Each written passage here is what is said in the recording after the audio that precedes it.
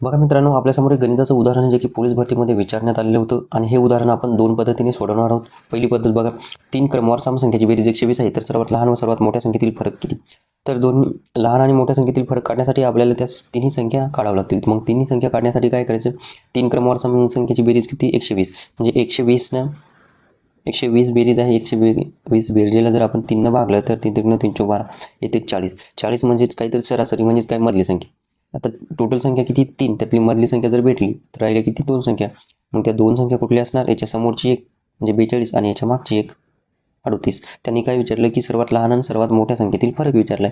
मग 42 आणि 38 मधून 38 गेले किती राहतात? तर 4. हेच आहे आपलं फायनल उत्तर.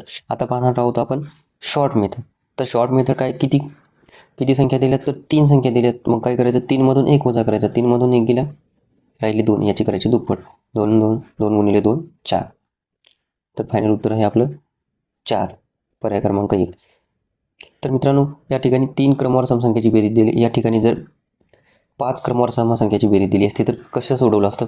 तर 5 वजा 1 केलं किती राहतात? 5 वजा 1 4. 4ची करायची दुप्पट. 4 2 8. हे आहे आपलं फायनल उत्तर. तर मित्रांनो, अजून एक स्क्रीनवर उदाहरण देत आहे, ते तुम्ही सोडवून कमेंटमध्ये उत्तर द्यायचे.